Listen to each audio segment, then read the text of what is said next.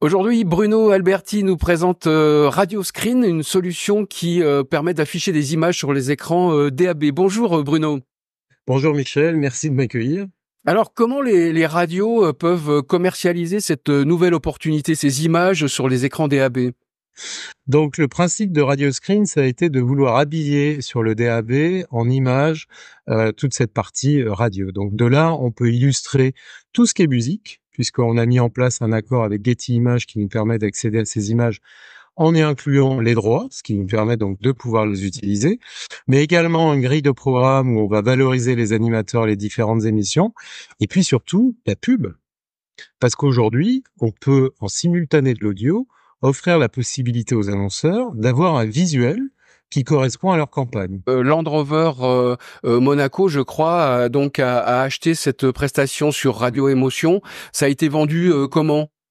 Alors, Radio Émotion a effectivement été une des premières radios à tester la solution et on a donc fait des tests de commercialisation. Land Rover, qui est basé à Monaco, alors c'est vrai que l'avantage à Monaco, c'est qu'on a énormément de véhicules neufs, très équipés, donc on a une grosse visibilité au niveau des écrans, souhaitait faire une campagne sur le lancement d'un véhicule et on leur a donc proposé de faire cette campagne en rajoutant donc le DAB.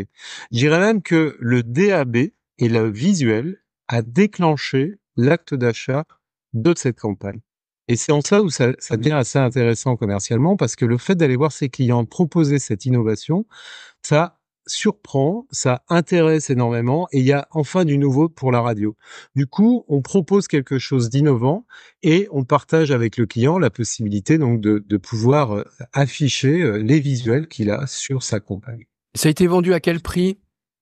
Alors, le modèle a été assez simple, c'est-à-dire que Emotion a rajouté 20% de plus sur le budget audio pour pouvoir avoir la diffusion des images. Et donc, sur le plan de campagne, en simultané des spots, on avait donc l'affichage du visuel du véhicule qui était mis en avant.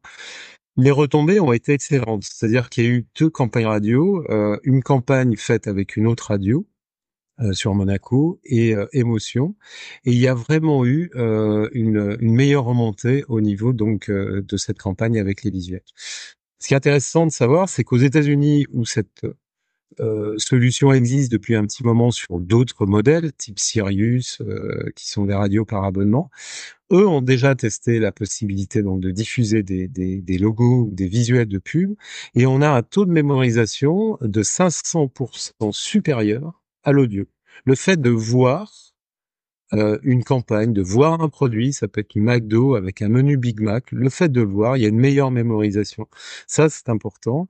Et du fait de l'évolution du DAB qui va, à partir du 13 octobre, les métropolitains démarrent, on aura une campagne nationale qui sera faite par le CSA pour pouvoir diffuser massivement le message auprès des auditeurs via le DAB, permettra demain d'offrir des solutions beaucoup plus attractives pour les commerciaux et pour vendre de la fibre AB.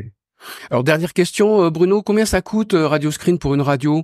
Ça coûte pas bien cher, puisqu'en fait, il y a un abonnement qui est, on va prendre l'abonnement moyen qui est de 65 € par mois.